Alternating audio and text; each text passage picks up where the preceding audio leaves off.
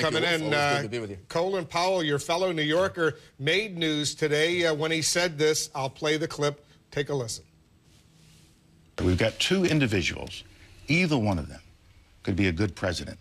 But which is the president that we need now? Which is the individual that serves the needs of the nation for the next period of time? And I come to the conclusion that because of his ability to inspire, because of the inclusive nature of his campaign, because he is reaching out all across America, because of who he is and his rhetorical abilities, and we have to take that into account, as well as his substance. He has both style and substance. He has met the standard of being a successful president, being an exceptional president. I think he is a transformational figure. He is a new generation coming into the world, onto the world stage, onto the American stage, and for that reason, I'll be voting for Senator Barack Obama.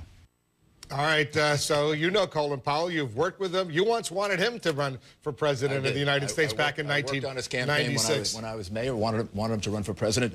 I have the highest regard for Colin Powell and consider him a personal friend. And like, as happens with personal friends, sometimes you disagree. I don't see the same things in Barack Obama that Colin Powell sees. I just come to a different conclusion.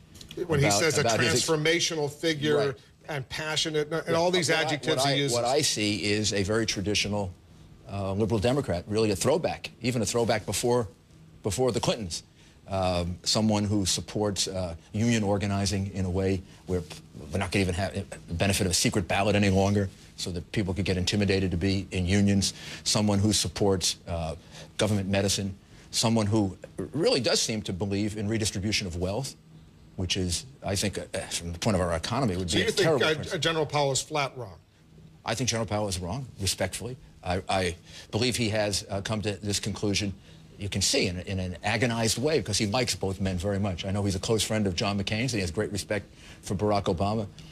Colin Powell's opinion is one I always respect. I have tremendous admiration for him.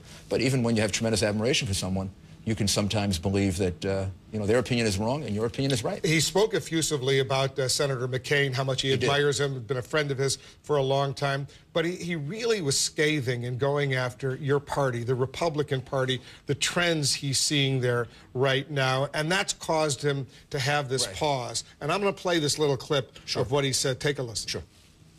The party has moved even further to the right, and Governor Palin has indicated a further rightward shift. I would have difficulty with two more conservative appointments to the Supreme Court, but that's what we'd be looking at in a McCain administration. All right, you know, on a lot of these issues, whether abortion rights for women or gay rights or guns, you're with the moderate wing of the Republican Party. You're with Colin Powell on this. Right. You know, I kind of look at both parties, and I see in both parties a group that has a very aggressive agenda. The Democrats have it too. I mean, I was just talking about it. And the candidate of the party in the Democratic side is on the side of the most left-wing ideas in the Democratic Party. He seems to think of taxation as a way to redistribute wealth. He seems to be the most aggressive about pulling out of Iraq. Has the Republican Party gone too far to the right, as Colin Powell is suggesting? Both parties have, within the party, people who are arguably, from my point of view, too far to the right, too far to the left. I do believe that American business gets done, American politics in the middle. And I know John McCain for 20, 25 years. He's the best at that. When you get rid of all the campaign slogans and all the 30-second commercials, over the last 20 years, there's been no senator, Republican or Democrat, who's worked more with the other side than John McCain. He raises the issue, which is a point that a lot of people have raised, Colin Powell, that maybe 2 seats on the Supreme Court, liberal seats right now, if two so-called liberal justices retire, Senator McCain could replace them with conservatives, and that could undermine Roe versus Wade, some of these other issues where you're very passionate. Right. Well, but you know, I look at the justices in a broader sense.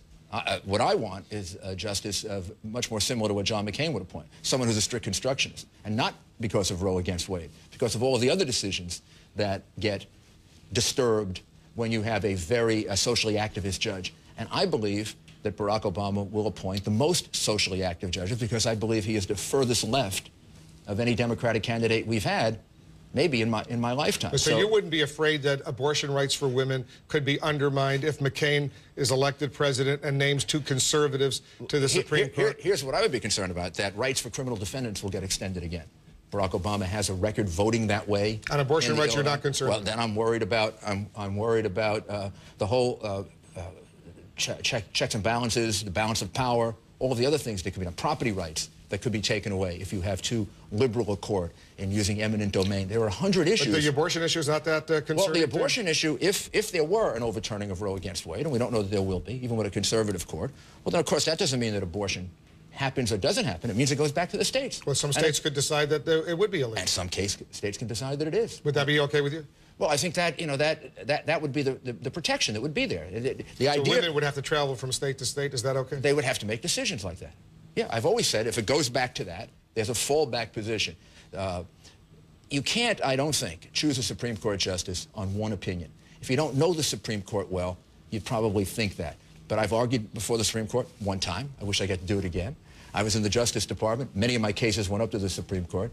I'm very concerned about the national security issues they decide. I'm very concerned mainly about the criminal justice issues they decide. I saw a Supreme Court go so far on the other side that they were creating rights that help crime, I believe, grow in this country. They needed to be checked so that we can have an effect against crime. The other point that General Powell made was that he was very disappointed in the judgment of Senator McCain in selecting Sarah Palin, the governor of Alaska, to be his running mate. He says he just simply didn't believe she is ready. As wonderful as she may be as a governor or whatever, he didn't think she's ready to be commander-in-chief. Yeah. And that raises questions, he says, about the judgment of Senator McCain. Well, I don't see difference there between Governor Palin's record and experience and Barack Obama's. Governor Palin's been in office more often than Barack Obama for a longer period of time, and she has held, as far as I'm concerned, offices that test you more for being president, governor, mayor. Barack Obama has never run a city, never run a state, never run a business, and as Tom Brokaw pointed out, never even ran a military unit. So there's no management experience of any kind. So you're totally comfortable with Sarah Palin potentially being a heartbeat away from being commander-in-chief? And what I would suggest is, if I were talking to Powell and we were having like a friend-to-friend discussion about this, I'd say, well, you find deficiencies with the experience of the vice presidential candidate. The presidential candidate you're supporting has less experience than she has. Senator McCain was at the Al Smith dinner in New York. You're familiar with this dinner over the years. It was a lovely dinner. And in his remarks about Senator Obama, he was very effusive in his praise. And if you didn't know the whole picture, you'd think maybe this guy is, really going with Senator Obama. Because I'm going to play this little clip about the historic nature of what's going on right now in the country. Listen to Senator McCain. Senator Obama talks about making history, and he's made quite a bit of it already. There was a time when the mere invitation of an African-American citizen to dine at the White House was taken as an outrage and an insult in many quarters. Today is a world away from the cruel and prideful bigotry of that time, and good riddance. I can't wish my opponent luck, but I do wish him well. That was, compared to some of the nasty stuff that's going on, that was pretty remarkable, you have to admit. Yeah, I think when you get into a race like this, I remember, being in the primaries last year, you come away with tremendous admiration for the people you're running against. I know there are a lot of nasty words, and in a primary maybe a little bit less, but a lot of over-the-top charges that are made.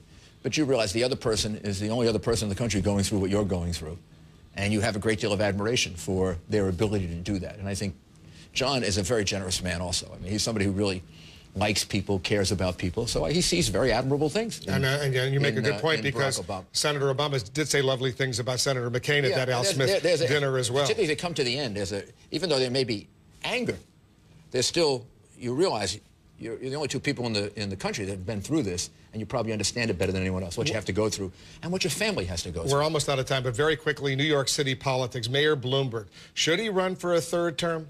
Well, of course he should run for a third term. Will he win?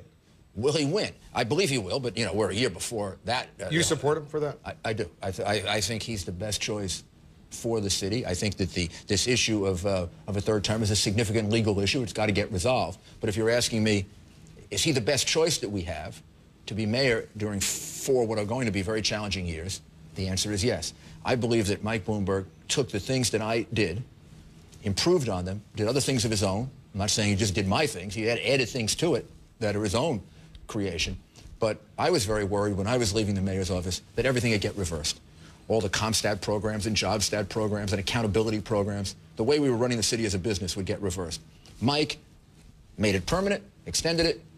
He gets 4 more years. Maybe it can become part of the institutional history of the city, and nobody can change it. The city will continue to be run in a very efficient way rather than in the old political way it used to be run. Mayor Giuliani, thanks for coming in. Thank you. Always a pleasure. You're doing a great job. Thank you. Thank you. And just ahead, we'll get the other side from a leading Obama supporter, the Alabama Congressman Arthur Davis. He's standing by live. And later, how can John McCain swing the momentum back his way with just more than 2 weeks to go?